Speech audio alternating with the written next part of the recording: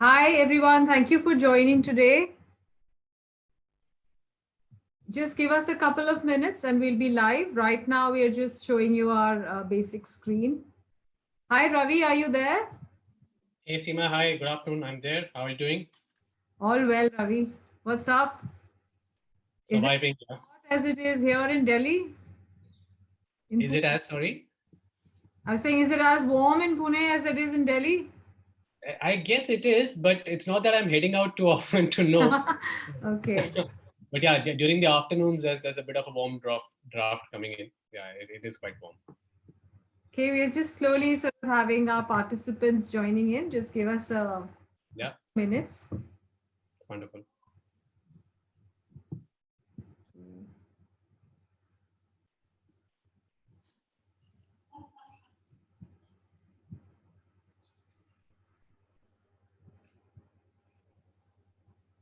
Okay. Just a couple of minutes more. Thank you so much, everyone, for joining us.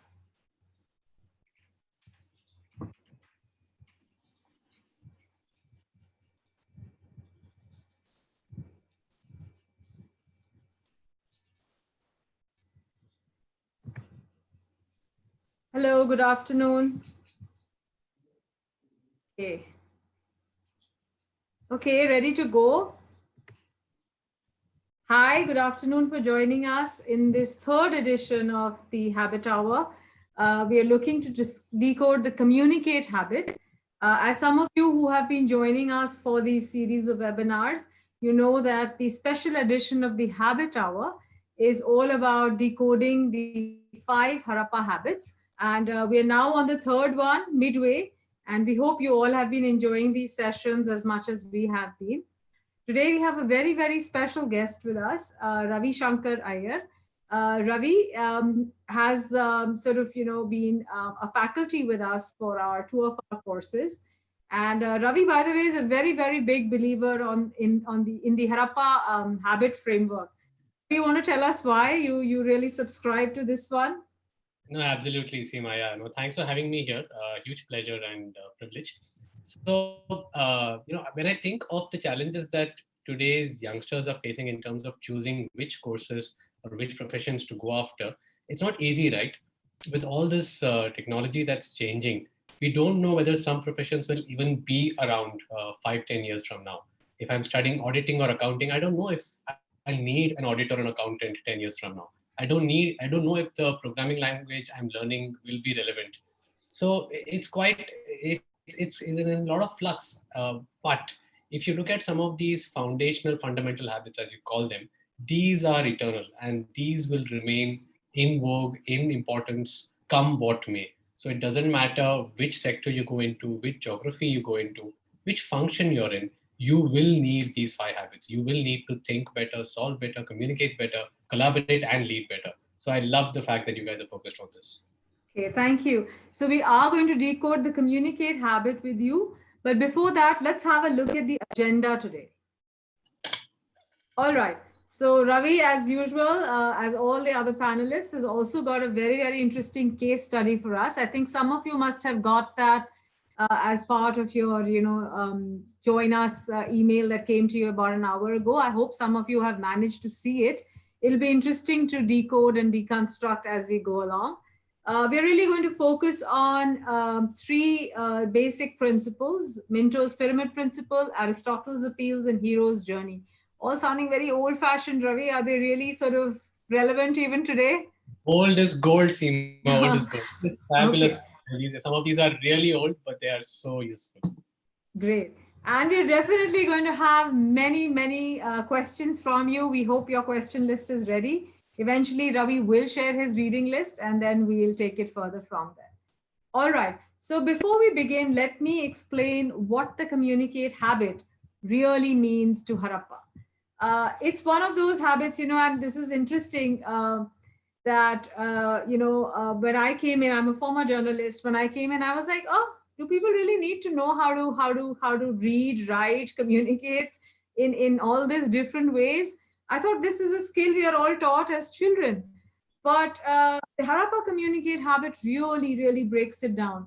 And it really helps you to get skills really, for which you don't really need, you don't really need a fantastic vocabulary all the time or a real great accent or other things like that to be able to say speak effectively, to be able to write in a structure or in a way that it helps other people understand what is the message you're really trying to give.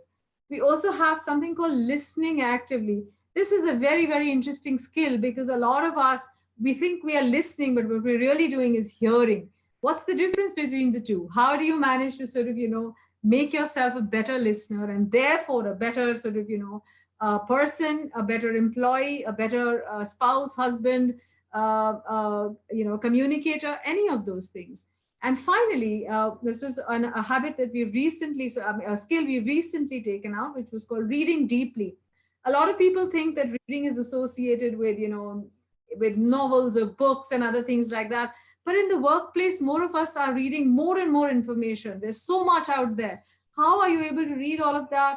How do you sort of synthesize the messages that are important for you? How do you, sort of get through all of this? And it's not just about reading text, it's about situations, it's about reading people, it's about reading many other things in your environment. We finally wrap off the communicate habit with something called building presence. Use all the four skills and make yourself the best or the most effective communicator. So that's what how Harappa looks at the communicate habit. It's interesting, if you look at the demand or if you look at what skills most employees are asking for in the workplace today, from what we saw in a recent LinkedIn report, it was indicated that 73% of Indian employees believe communication is going to be a very, very important skill to the future of work. I mean, you've got to be a good communicator. You've got to be someone who's able to say what they want to, write what they need to, read whatever is important, listen very carefully to people who sort of are giving you a message. And that's what the habit is all about. So Ravi, why do you think that communicate is going to be a really, really critical habit? What does it really mean? Why is everybody talking about that? Don't we all communicate all the time? We do, Seema, and it's always been important. But I think there are a couple of really big changes that are happening now that are making this more important. And by the way, when I say changes now, I don't mean COVID-19 because that's a clear aberration now. But if you look at how the world has been changing since the last decade or so, what is happening is that we are seeing a ton of data explosion in sector after sector after sector. And I have a saying that I use that if data is a new oil, then storytelling, which is a nicer word for communication, is the new refinery. You can't just dump data at your audience. You need to refine it using some of the communication principles so that it becomes easier for them to consume. So that's one change, data explosion. The second change is the fact that with all these devices and notifications and apps, and there's so much distraction around us, which means that our attention spans are actually falling. They were never very high to begin with. But there's an interesting study by Microsoft done in Canada, where can you guess what was the number? What was the attention span that they came out with? How many minutes do you think is the average? I know the answer. Maybe we should ask people if they know. Can you guys take a guess? Put in. How much? How many Someone minutes you is can put in the number. 5 minutes. 20 minutes. 5. Oh, the numbers are flowing in. So we do have most of them seem to have got it right, though. I think they have. I love this guy who says 5 hours. I really want to ask him what is he doing to keep your. So yeah, some of you got it. It is 8 seconds. It is ridiculously low. Of course, it was in a certain context, but the point is that attention spans are low and they are falling. So with these two challenges, you need it's more important than ever to be able to communicate clearly. And so for helping our audience to do that, we have focused on these 3 critical frameworks. The best way to understand these frameworks, Seema, is through a good real life case study, which is what we have picked up. Would you like to go and shall we introduce the case study now? Yeah, sure. Yeah, so there's a very interesting case study because it's very pertinent. It's done by one of the most respected business leaders on the planet.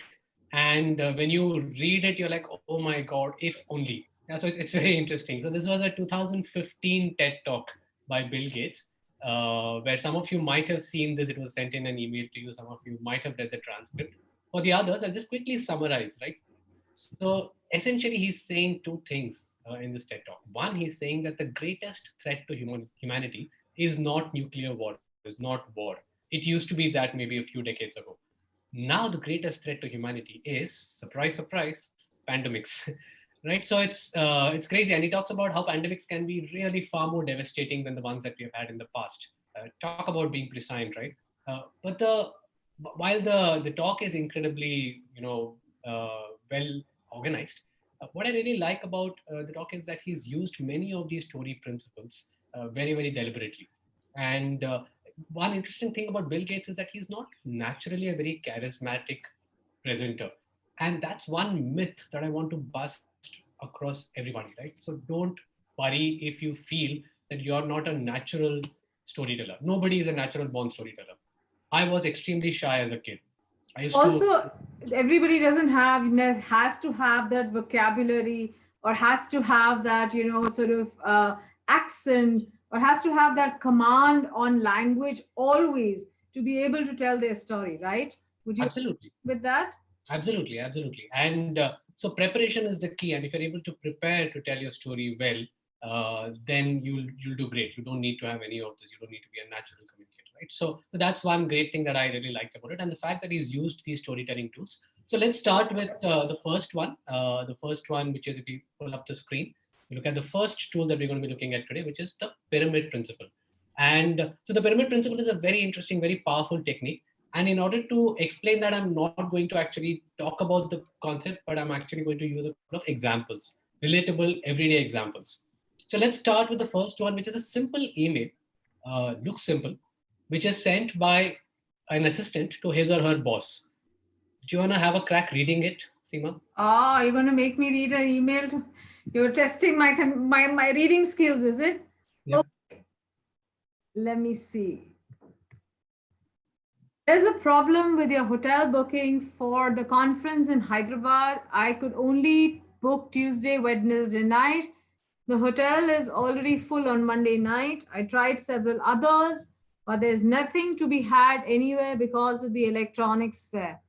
I haven't tried yet. According to the airline timetable, there's a flight on Tuesday morning at 9. Arrival time in Hyderabad is 10:30 local time, as conferences begin at midday, and the journey from the airport will take about an hour. You will arrive on time. The office has booked a seat for you already, just in case.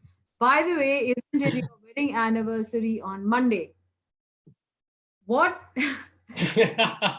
What are they asking? I'm surprised you read through it entirely, Seema. I thought you'd give up. Yeah, I'm like, where did you pull that out? This is bad, right? Is this person asking about hotel booking? Is Yeah. it flight tickets? Is it anniversary? Is it a fare? I just can't get what is it? It's all over the place, right? It's completely confused. But let's be honest, we have all seen such emails. We have received such emails, and let's be honest, we may have sent a few such emails, right? So what Ouch. happens is that we sometimes tend to dump all our thoughts without any structure onto directly the email, without taking a crucial step in between. That step in between is to convert your thoughts into, put your thoughts down on paper and organize them in a certain way, and which is where the pyramid principle comes into play. So I'm going to actually give a small exercise to our participants. So if you can pull up that screen again. The email, you mean? The email, the assault on census email. Okay. I know what you're going to do. All right, so I'm going to request our audience to try and make sense of this email for me and summarize this in one line. I want them to tell me, if I had to just tell one line to Deepak, what would that one line instruction be? Go ahead, guys. In the chat box, Chat. your answers in the chat box. Can we change your travel plan? So Kamna, that's an interesting one, but then that's also leaving me very uncertain. Would you like to travel on Tuesday? That should be an AM or PM in the timing. So Yeah, even that's missing now that I look at it. I like what Vikas Bansal has written. Take the Tuesday morning flight. It's a little bit direct, but that's not bad. Okay. I like what Kamlesh has written too. Your ticket has been booked on Tuesday. Somebody's saying there's no hotel. Or somebody's saying book I my. like what Gopal has written. Sorry. Yeah, go ahead. Take the early morning flight. Someone wrote that as well. So this is very good. I think most of the audience is actually getting what is the key message that the person is trying to tell, right? So this person, Deepak, was originally planning to travel on Monday and reach in the evening on Monday so that the conference, when it happens on Tuesday, he's on time. Unfortunately, this person realized that no, there are no hotels available on Monday. Then obviously she'll worry about whether he'll be on time on Tuesday. He will be because it starts only on midday. And then she also remembers that, oh, it was his anniversary on Monday. So those are the reasons. But the net final takeaway or the one line summary is, if you can go to the next slide, please. This is the one line summary that you need to travel on Tuesday morning instead of Monday night. And I'm glad many of you cracked that, got it, so which is very good. So that's the one line summary. That is what should be there in your subject line instead of urgent plus important. What does that even mean? Yeah, so this is does a lot of help to the reader. Communication should be something that is easy for the reader to understand. He should not have to plod through the whole thing and try to figure out, hey, what is it that you're trying to say? Yeah, so that's something that this does. And you then organize your supporting arguments to support that at the bottom. So now we've seen one simple example of the use of this principle. But before we now actually go back and then understand the principle, let's try and take a little more complex example. Can we go to the next one, Seema? Yes, sure. All right. So this is something about my favorite topic. I love this topic, podcast. Do you listen to podcasts, Seema? Yes, of course. Habit matters. They're also producing that, Yeah. right? So Yeah. I love the fact that you guys came with a podcast because podcasts are great. But now I'm going to try and convince some of my friends that they should also try and use podcasts. And then I said, okay, let me put down all the benefits of podcasts in one page. And then I started putting them down, and I got more ideas and more ideas and more ideas. And by the time I finished, I had 13 ideas about podcasts. Now that's not bad, but imagine if I go and tell a friend that, hey, you should try podcasts. Here's why. Normally we need to pay for good content. Oh, it's got a variety of useful topics covered. Oh, you can listen to it, blah, blah, blah, blah, blah. By the time I come to number 12 or 13, he's forgotten what I've said on 1, 2, 3. So this is again a dump of ideas, which is great. It's a good starting point, but it's not something that you directly communicate. Now, again, I'm going to ask our friends, our participants, to do one more quick audience participation activity, which is to try and identify common themes in these 13 ideas. So the way you organize any list is to try and bucket common ideas together, right? So I'm going to give them a small hint. If you look at the ideas number 3, which is you can listen to it while doing something else. 5, which is you can download on Wi-Fi and later listen even when offline. 8, which says that podcasts are convenient, and 11, which says that podcasts have user-friendly interfaces. All of these 4 ideas kind of go together because they're all about the convenience of use of podcasts. So similarly, can I request people to try and organize the other themes? And so I already have some people writing some of the themes, which is great. So can you guys write the numbers? You don't have to write the whole thing, Manvi, that's great, but just write the numbers. So like 3, 5, 8, 11 is one theme. Similarly, can you group the other themes and try your luck? So, Ravi, someone's asking us, what's the purpose of this exercise? Why are we doing this exercise? To make it easier for me to communicate the benefits of podcasts, to make it more powerful and impactful as communication. 13 ideas about podcasts makes it too difficult to. So great, we already have people saying 1, 6, 7, 13. That is right, which is all about payment. 2, 4, 10. You see, 2, 4, and 10 are all about the quality. It's about great food for thought. So this is wonderful, guys. You guys are getting it, right? So if you kind of now try and organize these, you'll find these 3 themes coming. There's one theme about pricing or cost. There's one theme about convenience, as we discussed. And the third theme is about podcast being great food for thought. And now if you put it all together, the one line summary is this, that you must try podcasts. Then you'll want to know why, which is where the next ideas will come in. Can we have the next ideas, please? So podcasts are great food for thought because they cover a variety of topics. It's in-depth. They're convenient because of 3 reasons. And by the way, they're free. These are supporting points towards that. So essentially what I have done now is to convert something which was a dump, which was 13 ideas, very difficult for me to figure out, into a much simpler structure that makes it user friendly for the reader and easier for me to communicate. So if the reader now has limited time, which is by the way all bosses, all seniors, right? You just give them the one line summary. Sometimes that one line summary is also called as your elevator pitch. The one line statement Correct. combines everything. So just give them that and they're good, right? So this is the power of this framework. And now, Seema, let me tell you a little small story of how this framework came about, right? So uh, Tell us. 1960s, McKinsey and Company, one of the world's leading consulting companies, hires its first women MBA. It's a lady called. Barbara Minto. Yep, yeah, that's Barbara Minto. And so Barbara Minto was very, very good at writing, at communication. And they figured out that, if you give her an existing deck or a report, she's able to, turn it around and make it far more clearer and crisper and easier to understand. And so when she was editing a lot of the reports sent by some of her other colleagues, she realized that again and again and again, she was reorganizing the ideas in a particular shape. And guys, you want to guess what that shape is? I'm opening it out To us. to the audience. What was that geometrical shape that she realized? The pyramid, absolutely, Dharini. So clearly we gave away the hint earlier, but yeah. So that's the pyramid principle, and this is what she christened as the Minto pyramid principle, which came out as a book at that time. And it's simple but extremely powerful. And all it says is that the structure of all effective communication, and we'll come back to the all, is a pyramid of logically related ideas.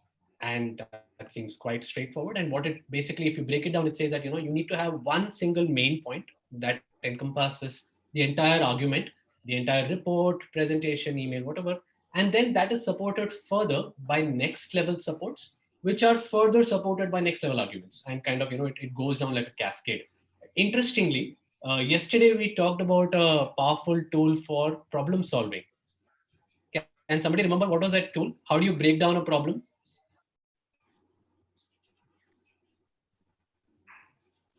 I don't know how many of you issue tree. Yeah, this is. Can you guys see how this is Yeah. similar to issue tree? You start with the one main point, and then you break it down further, and it branches out like an issue tree. So think of the pyramid as an issue tree, but for communication, not for problem solving. Yeah, so it's extremely powerful. Yeah, so the reason why I find it's extremely useful is that it can be used for all communication, all work communication. By the way, please don't try it with your friends or your girlfriend. So you're Not saying I can't write a love letter using I the pyramid I would principle not. or a I would not advise that. I don't why think. can't I just tell them the main idea? I'm breaking up with you. That's it. Yep. And three reasons why. So surely she'll get your message. He or she will get your message, but then I don't think the relationship will stand very good. So yeah, it works great in most work communication, and whether it's a presentation, report, conversation, or email, as we saw, and it also works in case of very critical TED talks given by business leaders. So let's try and see how Bill Gates used this framework So in you're doing his going to job. decode Bill Gates' 2015 TED Talk on the basis of the pyramid principle for us now. Absolutely, Seema. Yeah, and you'll find that it's there underlying in it. It's not like clearly. Obviously, he's not going to be organizing ideas in the form of a pyramid, but the underlying skeletal structure is there.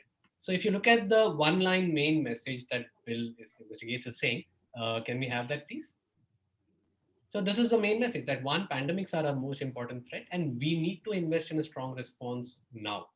Okay, so to support that, he had the next level points, and I could see 5 next level points that he had. And so if you can have the whole screen coming up, please, so that we can just run through this.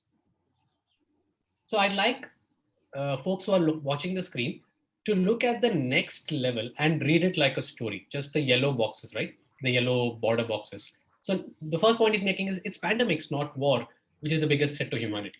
The next point he's making is that Ebola, which recently happened, was worrisome, but it was not as bad as it could have been. The next epidemic could be far more lethal.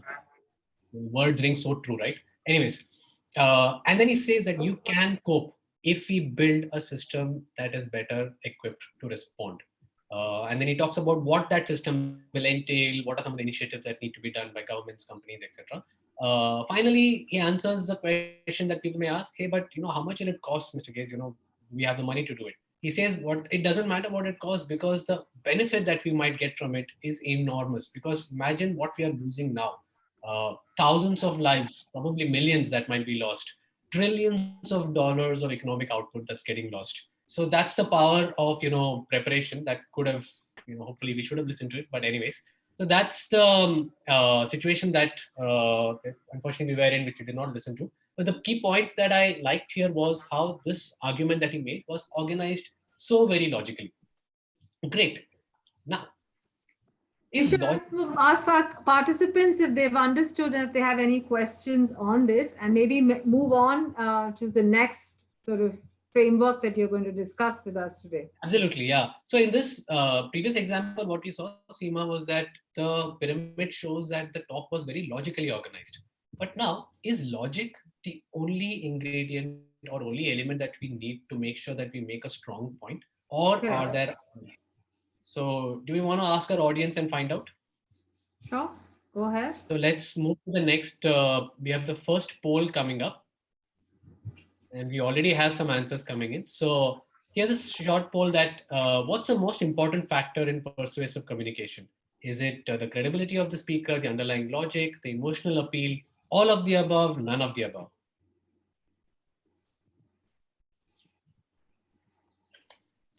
Okay, we'll take about 10 seconds more for this. Most of our answers are have almost come in. Another 10 seconds. I'm sure you can see this too. I can see this, yeah. So we have over 270 respondents out of 365, so which is great. So Ravi, I don't think this surprises us, the answer which says all of the above. We get that. But it's interesting that some of the people seem to feel that logic in communication is perhaps more important than appeal. So there'll be a lot of CAs and engineers. There might be a lot of CAs and engineers in the audience, Seema. I think it's people like us who are, no, I'm just kidding. But yeah, so for a long time, we believed that at the workplace, all you need is logic. Forget about everything else. But that's not true. Even at the workplace, and even including in the examples that we'll see, logic is important, but it's not everything. You need other elements too. And which is why I'm glad that the majority, 2/3 of the audience, went with option 4, which is all of the above. And I do agree that all of the above are critical. So let's pull up the screen again and try and look at who is the person who would have concurred with them on this. Interestingly, someone's saying logic should be 50% and the other two, emotion and credibility, should be 25% each. Do you agree with that breakup, or do you think no, there's a way to break this up evenly or unevenly? So I would not put numbers to this, Seema. It's very difficult to put numbers to this. I mean, I know everybody would like to have a number, but it's very difficult. What's important to know is that all of these elements are important. And this was a concept that was put forth not 10, 20, 30, 40, 100, 200 years ago, but 2,300 years ago by this Greek philosopher called Aristotle. And this guy was seriously a rock star. I mean, the kind of output that he brought out that we're still using today is incredible.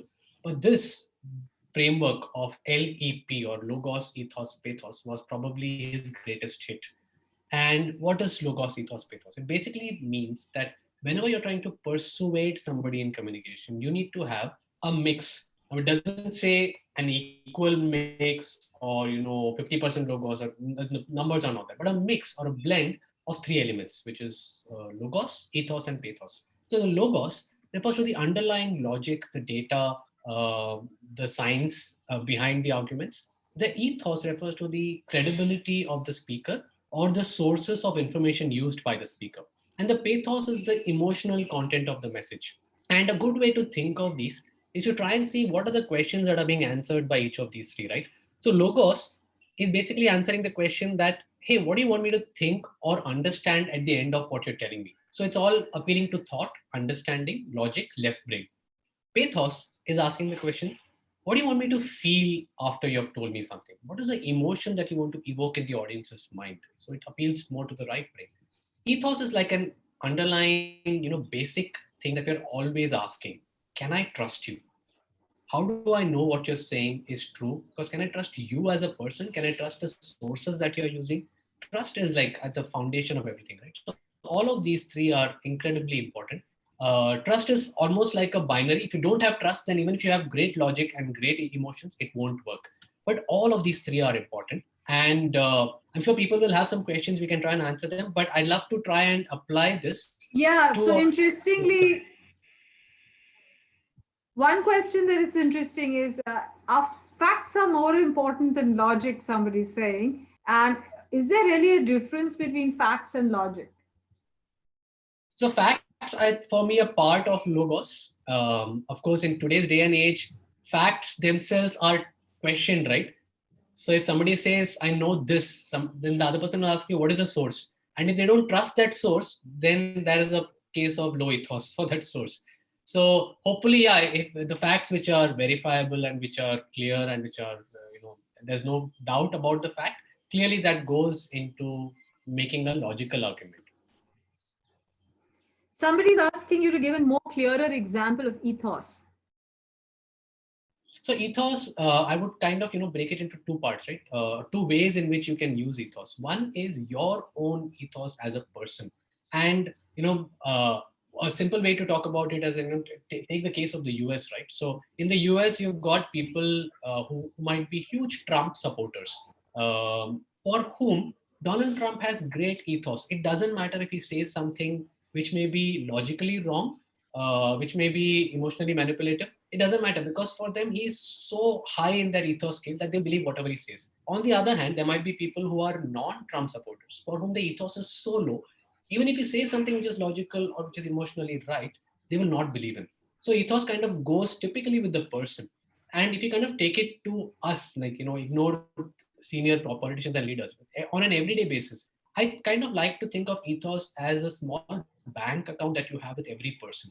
And with every transaction with a person, you're building up your ethos. So if you tell somebody that, hey, I'll send you that report by tomorrow morning, and by tomorrow morning you actually send it, then you've built up your ethos. If you don't send it, then that person slowly thinks, hey, next time I should be a little more careful. That guy, he lost some of my trust. So every time, every small transaction we keep building, we are, adding to that, depositing into that bank. And therefore, many times when we go back and ask somebody a favor, somebody who we know very well, the reason why they agree, even sometimes without knowing facts or data or emotion, is because we have very high ethos for them, So right? is So ethos, another questions come in, is ethos dependent on the receiver and not on the sender? So it kind of, both of them come into play. So as a receiver, I may have high ethos. In a way, you're right. The sender may have different levels of ethos for different receivers. So you're right. Yeah, I mean, it does depend more on the receiver, not so much on the sender. And so the second way of building ethos, sometimes let's say you're young and you're new in the company, you might not have that experience to have built a huge, strong bank of ethos. What can you do then? What you can do is borrow ethos. You can borrow ethos from people who are credible. So make sure in your research, you cite credible sources, you cite credible people. People, again, now who are credible? You'll have to again look at the receiver. Who are you presenting to? If the person you're presenting to does not have a very high opinion of, let's say, Mr. A, then you probably don't want to use Mr. A's point as a credible point. So you'll have to Okay. try and figure out my audience, who is it that they respect and look up to, and we try and use those sources. One more question and then we'll move on. Do you think emotion is the most strong factor, or is it a factor that you only use when you're talking to the masses? What do you To think? the masses. No, so it's very difficult to say the most strong factor because it really depends upon the context, the audience, the message that you're giving, etc. So I think depending upon the context, different factors might be more important. Now, yes, emotion definitely is used more often, especially by politicians, by leaders, when they are talking to masses. For example, even if you look at the two broad types of communication, B2C and B2B. B2C communication, for example, is all advertisements, right? Or movies. And you'd Okay. find they're loaded with emotion because they realize that, it's the easiest way to kind of, push buttons. Comparatively in B2B communication, emotions are not used as often. But does that mean that they have no place and it should be all logic, all data, and all fact? No. Even in B2B communication, which is, we'll come back to Bill Gates' example, you'll see that people do use emotions. It's just that it's not used in a very dramatized and, very, very tragic kind of a form, but it's used in a genuine and authentic way. And if you do that, if you genuinely and authentically share the emotions that you're feeling and you want the audience to feel, then that's perfect. Okay, let's go on. We are sort of we've still got a couple of more frameworks to explain. Yeah, sure. So I just, quick point. I meant B2C, B2B is business to consumer and business to business. So B2C is more mass and business to business is more, in between work. Targeted. Targeted. So let's move in to the example of how Gates uses the LEP framework in his talk. So can we have the screen, please?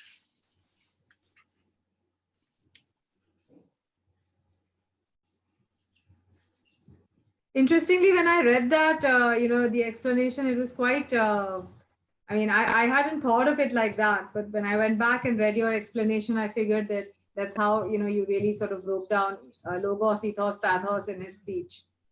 Yeah. So while the screen is coming up, right? So let's talk about these key points. Logos is the logic, and we saw the way Gates had organized the thoughts using the pyramid principle. So nobody will have a problem into saying that this is not logical. This is extremely logical, clear flow, supporting data, everything backed up. So there's no issue with logos. Guys, we know you can't see the screen, but we're just explaining it. The screen is coming up very soon. The second point, which is ethos. Now, in ethos, it's not so much about the content, as I mentioned, but about the speaker. And in this case, Gates has very high ethos. Why? Not because he's a great business magnate, one of the richest guys in the world, the guy who founded Microsoft. All of those are not really the source of his ethos here. The source of his ethos here is the fact that he is a leader in the public health sphere. With the Bill and Melinda Gates Foundation, those guys have done a lot of good work in that. They've spent millions, if not billions, of dollars in public health, and which gives him the ethos to talk about it. So that's one source of his ethos. The other source that he refers to are the sources that he takes. So when he talks about, for example, what's going to be the hit on the global economy, he doesn't pull out a number from the hat. He says the World Bank estimates that we're going to see some trillions of dollars of damage to the global economy, right? So those are credible sources which kind of add to the ethos. Let's talk about pathos. And this is one interesting thing, right? You would not expect a guy like Bill Gates, to be very emotional on stage, and he's not really being emotional, but he is including or sprinkling the right elements of emotions to evoke those emotions in the audience. So let's see what are some of the things that he does. So if you look at he starts with a great personal story, and I for those of you who have not seen this talk, I'd really urge you to go and see it. He starts with the story of when he was young. They used to have a barrel that they used to store rations in when in fear of a nuclear war, and that's a nice story that makes him relatable. That that's something that he did when he was young, and to a lot of people in the audience. This is the US, right? So many of them would have done something similar, would have had something similar. It evokes feelings of nostalgia. It evokes feelings of thinking, hey, he's one of us. He's something similar. So that's a great way to build that connect using pathos. The other point that he uses in pathos is the visuals. He uses some really evocative visuals that was really simple and powerful to evoke those emotions. Visuals are really powerful when you're trying to evoke emotions. And the third thing is emotion-inducing words. So he uses words like dramatically devastating or heroic work.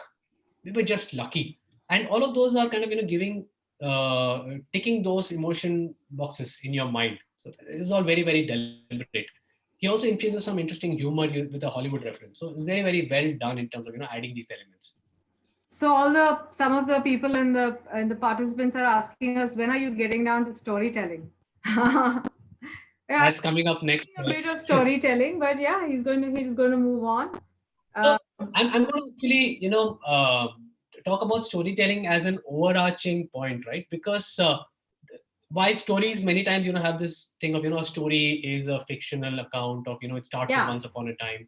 And that's true. But at the workplace, the word story is having a larger meaning. If you're able to communicate your point in a more structured and simpler manner, you're telling a good work story. Yeah, it doesn't have to have a once upon a time and a kingdom and all of that, right? So that is also to me storytelling. Having said that, I realize that we need to have some real stories here. So we're going to talk about Yeah. the next framework, which is one developed by a US literature prof. And guys, I think there's one slide before this that I wanted to run before the poll. Can we go back to the previous slide? Yeah, perfect. So this is a framework known as a hero's journey. And what is this about? This is a literature prof called Joseph Campbell who studied mythologies across the globe. He was, active in the 1940s, 50s. And when he studied the mythologies across, Greek, Norse, Hindu, etc., he came across a stunning realization that, all these stories have like a common underlying structure. And he called that structure as the hero's journey. And it's fascinating. And he came out with a book called The Hero with a Thousand Faces in 1949. Fun fact, that book and that journey, that structure inspired a famous filmmaker to create one of the most iconic movies ever made, which later became like a big series. Any guesses? We're talking about, of course, the book in 1950s. I think the movie came in the 1970s. Batman, Star Wars, right? Priyanka is right. So this was Star Wars. This is George Lucas. Okay. George Lucas was a big fan of the hero's journey, and you'll actually see the hero's journey almost scene by scene in the Star Wars. So it's fascinating. But okay, let's not get carried away. We are not learning to write movie scripts here. We are learning how to communicate better at work. And so let's try and adapt the hero's journey to a business case. So now let's say you're presenting a critical pitch to your client about your company or product. And now I'd like to pull up the poll that we have. So guys, you're going to have a poll coming up on your screens where you've got these 6 options, and you need to tell what is the hero of your story when you're presenting your product or your pitch to a client. Is it your analysis of the problem? Is it the solution for the client? The outcome? The underlying idea? Uh, all of the above? None of the above. I think everybody is influenced by your main idea point now. But I think we're seeing a more wider dispersion now across Yeah. 3 ideas. I think it's kind of neck and neck between 3 ideas. Okay, and we'll take this for another 10 seconds and then move on. We're really a little short on time now, Ravi. So, All right, understood. Because I think we want to give them a chance to ask us lots of questions. Yeah. Okay, so 75% of you have voted. Let's look at the results. From what I can see, most of you believe that the outcome for the customer should be the hero of the story. You've got to convince your client or your customer that this is what you're going to do for them, and they've got to sort of this is the thing that they will give you, and that's really the important part. Some people have also said solution. It was a very close sort of third. Of course, many of you did say all of the above, but interestingly, the difference is not too much. It's like I mean, between outcome for the customer and solution for the customer, it was a close fight. So Ravi, I know the answer is all of the above, but if you were to choose between those, so what would you say? this is actually a trick question, Seema. So I kind of made it similar to the previous one, and it's easy to kind of go with one or more of these factors. All of these factors are important, but the point of the hero's journey is that you need to, at least from a business point of view, is that when you're pitching to somebody else, when you're pitching an idea to somebody else, you have to stop thinking of yourself, your idea, your solution, everything as the hero. So it's a bit of a trick question. The real answer is none of the above. So who or what is the hero? It is the client. It's the client or the customer whose problem you're trying to solve. And all these elements that you're trying to build, the analysis, the idea, the technology, blah, blah, blah, all of those are critical elements, but they are supporting actors. The real hero is always the client. Yeah, so you need to kind of, so that's a key point that, or key takeaway from the hero's journey, that you have to look at the client as a hero and look at the problem of the client as a journey that they are undertaking, and how your product can help them in success. original framework was not really built as a business model. It was, more for movies and for movie scripts. So there have been many frameworks later which have modified the hero's journey for business. But one of the first ones that was made was something called SCQR. Can you pull that up, please? So we're having one of the participants said, Puneet is saying he did vote none of the above. Good job, Puneet. Thank you, Puneet. Okay. So what is SCQR, right? So SCQR is fascinating. Also because what does that mean? So while before I come to the meaning, great trivia again. SCQR comes up in which book, by the way? In the Pyramid Principle by Barbara Minto. It's a small world in the world of communication. Anyways, so we all know that's a book Ravi is definitely recommending that you all read. It's a tough read, but yes, I'm going to recommend that to you. So what is SCQR, right? So SCQR is essentially the stages in the client's journey broken down into a simpler business framework. So S stands for the situation or the context before the change. When things were all hunky-dory, there was no need to change. Typically in a movie or a story, this is the once upon a time part of the story. C is the complication or the change that happens in the life of the hero or the client, the external event that disturbs the status quo. In a movie plot, it might be the fact that, you suddenly know that you come to know that aliens are going to attack Earth. Or in a movie like PK, for example, right? Amir Khan lands on Earth and somebody takes away his device and runs away, right? So that is the complication. So is COVID a complication in most businesses' life cycle today? Absolutely. Yeah, absolutely. So let me actually take that as an example, okay. Right? So let's take that because it's a better example. So let's take the situation for most businesses, which is a situation before the change, is that this is a client, let's say a large consulting organization, which is running a lot of face-to-face training programs for its employees. That's the status quo. That's the situation. Complication, COVID. You can't run any face-to-face programs. So now, before we come to the resolution, there is a question. The question is, how does the client cope? So the way the question might be worded for the client would be, how do I still achieve my learning objectives in this new situation while balancing the trinity of quality, cost, and time? So that's a key question. Now, what might be a resolution? Maybe enroll for Harappa courses. Yeah. So that's how an SCQR story will go, where you say that this was a situation, this was a complication. Because of that, now there's a problem. The question is usually the wording of the problem, the definition of the problem that we again talked about yesterday. And the resolution is the solution that you're proposing to make it work.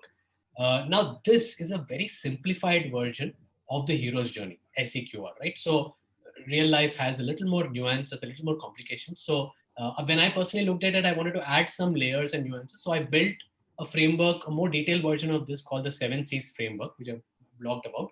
And we don't have time to go into that. But what I thought I'll do is to try and quickly apply the SCQR detailed framework to our case study to see how Bill Gates has used this to try and organize his thinking in that TED Talk. So can we go up to that slide?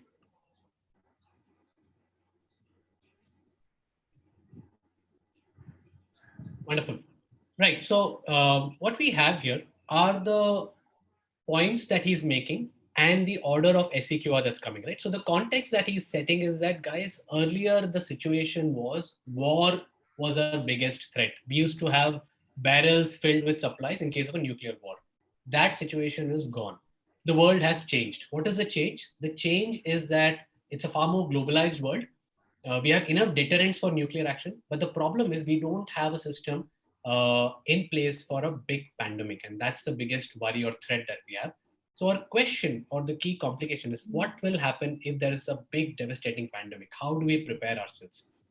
And his resolution or his solution or answer, I call it the conclusion, is that we need to do da da da da da. So he's kind of giving all these prescriptions. All his prescriptions are basically a part of the resolution. He says we need to be preparing like the army does. Governments need to do this. Public enterprises need to do that, and so on. So there are a bunch of prescriptions. Now he says all of that, and there's far more detail there. And then he tops that up with a couple of more points, and which is all the nuance in the framework. So one point that he makes is, what is the benefit that we'll get at the end of all of this? what is the cost benefit thing? And he makes that very clearly when he says that the benefits will far outweigh the costs. And in the hero's journey, when you're describing the future good scenario, when you're asking the hero to change, that's sometimes called as a promised land. It's a very, very classic term that comes from the world of filmmaking and script writing. So that's a promised land that he's telling us that, imagine if we are, better prepared, we won't lose millions of lives. We will not lose trillions of dollars of economic output. But that is if we do all of those things. So he had a call to action at the end, which was his last point. Unfortunately, it was not heeded. But anyway, so that's it's just history. But that's a great example of one talk in which he uses the pyramid principle as a skeletal structure. He infuses it with the right ethos and the right emotion, and he makes sure that that it goes through the journey of the context, the change, and how we need to change and do things differently. So it's powerful, right? I just thought it was a great case study to look at all of these things. Okay, so we'll just ask, there's a question that's come in. It wants to know if there's a difference between SCQR and the STAR framework. So can you just elaborate the STAR framework? I think it might be similar. I don't remember what do STAR stand for. The question has come from situation, task, action, result. So this is, I know now I realize what. So this is typically used in case studies. The only, I think, STAR is a little bland for me because it kind of converts a rich, interesting story into a very boring and dull case study. So I would say that change is the heart of the story. Why did that person even bother doing whatever he did? What was the underlying change that happened? Why should I even bother? I'm more worried about nuclear war. But when you kind of make me alive to the change that's happening in the environment, when you make me alive that you can't rest on your laurels in terms of communication anymore. There's a data explosion happening. Attention spans are going down. You need to do something. So I think change is a critical element that's probably missing in the STAR model. Otherwise, it's not a bad one. I would say it's useful for case studies. But if you want to tell a more evocative story, maybe SCQR or the hero's journey kind of is better. Okay, another question. Please do send in more questions. We'll take some questions now. Another one, a lot of people did ask us about that weightage question, which I also asked you. Should the weightage of logos, ethos, pathos depend on the audience that you're speaking to? And is that what decides how you balance it? I think, the audience will be one of the biggest factors. Audience kind of overrules pretty much everything in storytelling. So the audience will be one of the key factors. I think another factor will be the type of content that you're giving, right? So are you trying to sell me a tube of toothpaste? In which case, I probably don't need 10, 15 slides of information. Or are you trying to convince somebody to invest in a 400 crore factory? In which case, I can't just make it like a 30-second infomercial. I need a lot of backup data. So depending upon the type of content that you're trying to communicate, some of these elements will definitely change. Okay, another question. Somebody says, I'm a very emotional person. How can I use this as a strength while communicating? So I think emotions are useful, but sometimes we tend to get carried away with our emotions. And it's important to kind of acknowledge the emotion that we're going through. Try to, express that in a way that does not make the audience feel uncomfortable. That's one challenge, right? Sometimes there are many people who may not be as emotional, and seeing a very strong display of emotion makes them uncomfortable. So you need to try and maybe a couple of rehearsals, dry runs, so to speak, beforehand will help you to maybe get out the excess emotion, and then maybe in a more regulated and calibrated way, don't ignore those emotions, don't hide them, but maybe do not do an over the top rendition also. This was, I think, one of the first questions which we missed. It basically asks us, why is it said that people often don't listen? So I think many reasons, and a long answer for that is I'm going to recommend a great book on listening called You're Not Listening, by Kate Murphy, I think. Yeah. So it's called You're Not Listening. It's a recent book, and lots of reasons that people talk about why people don't listen. And in my own case, I'll tell you, one of the barriers to listening, and I'm sure many of us go through. When we are hearing someone talking about something, our mind is constantly having a dialogue with itself and either trying to refute what you're trying to say or trying to come up with responses, maybe trying to come up with clever put me downs, or trying to say, what are the 5 ways in which you're wrong, or whatever, right? And when you're trying to respond even before listening, that means you stop listening. And so that's one of the barriers, and I realized I was doing that in some cases, so I needed to kind of stop. It's okay if you don't respond immediately. Take your time, hear out the person, listen to the person completely, take your time, organize your thoughts, and then get back. But there are many more barriers to listening, I think. That book will This be. is an interesting one, and I want to take this. It says, uh, people these days don't read emails. How do you communicate with your employees all the time, or what's a more effective way for employee communication? Should we all get into podcasts? So I think there are different types of content for which different mediums work. So if you want to talk about something which is detailed, where you'd like some participation coming in, there's a lot of content.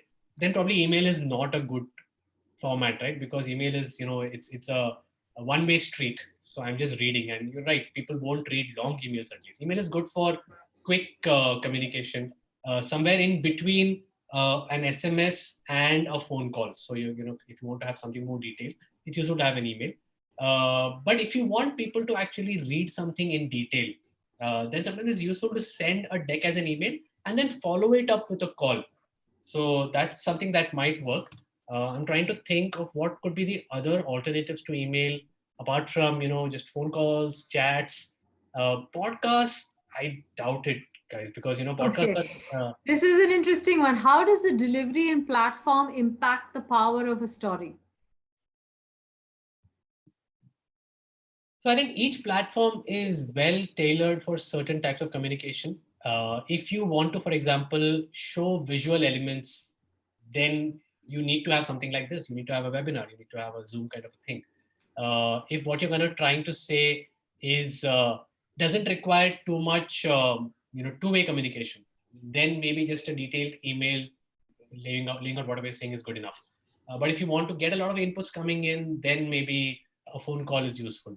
So I guess, yeah, I think I'm surprised that the conversation is going a little bit deeper into the medium and modes of communication. Uh, Okay, can you talk a little about reading deeply? Is there something that you would like to take?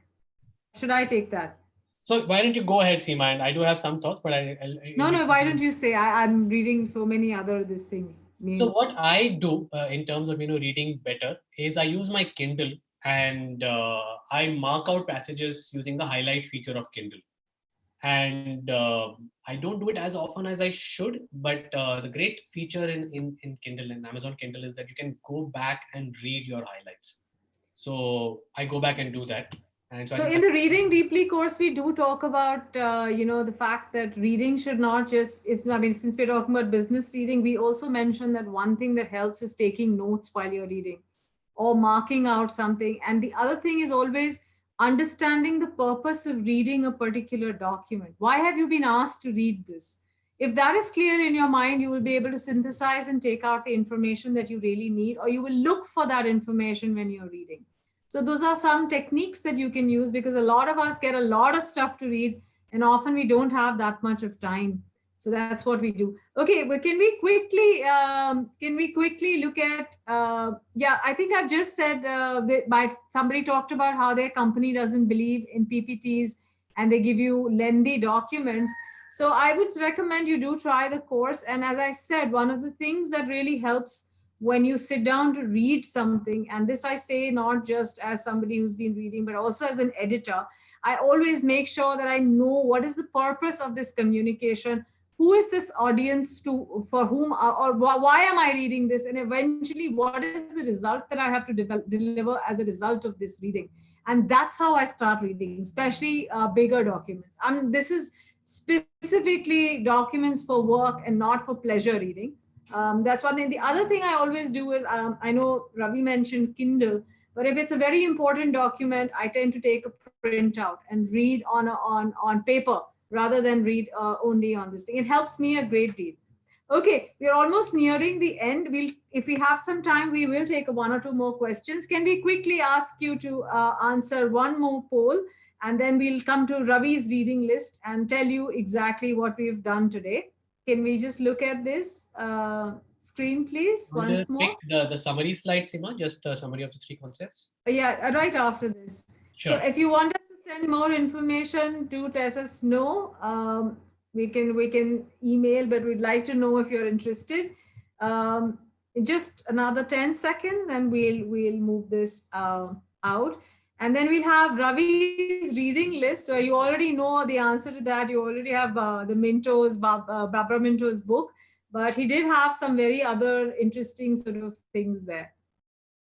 Yeah. Thank you so much. Yeah, it's been 30 seconds. We can look at the other. Yeah, so these are the three principles we really shared with you today. Minto's pyramid principle, Aristotle's appeals, and the SCQR framework. Let's have a look at Ravi's reading list, please. Yeah. Okay. So Ravi, any one of these is a special favorite? Yeah, Seema. So for me, the best book of the lot that really influenced me the most is the second one, which is Made to Stick by Chip and Dan Heath. And it's a really simple, easy to read book, but filled with insightful recommendations on how you can become a more persuasive communicator, how you can make your messages stick in the minds of the audience. So I would recommend that, number one. The pyramid principle is very powerful, but it's a tough read. But I would still recommend it. Yeah. So all the others are also great. Okay. Um, do you want to take one last question? Sure. Sometimes there's a discrepancy between our writing and speaking skills. How do we solve for that? Practice. Hard one, Ravi. It's a hard one, but I think it's definitely doable. And I've seen a lot of people who used to struggle with speaking. So, uh, how many times do you think somebody like Steve Jobs would practice um, for their keynotes? Many, many times. There was a TED speaker called Jill Bolt Taylor. She practiced 200 times before her TED talk. Do you think she didn't know her stuff? These guys know their stuff. They realize that the audience deserves it. So there is no such thing as a born communicator or a storyteller. If you practice and if you do this again and again, you'll become better. All right. Thank you so much for joining us. We have the Collaborate Habit coming up tomorrow. We'd love to see all of you there as well. It's Dr. Shalini Nal who will be talking to us about it. Thank you, Ravi. This was fantastic. Even though I've done the Minto Principle, written about it, and done everything on it, it was really interesting the way you sort of brought it out. Thanks. And I love your podcast breakup. I wouldn't like that. Thank you, and we hope to see you again soon. Thank you, everybody, for participating. We will be sending the recordings. Many of you have been asking. It takes us 48 hours to sort of put it out. We will make sure we send this. Thank you so much, everybody, and thank you, Nishant, Saurav, and Shubha for helping us manage this. Thank you, Ravi. Thank you, guys. Thank you so much. Take care.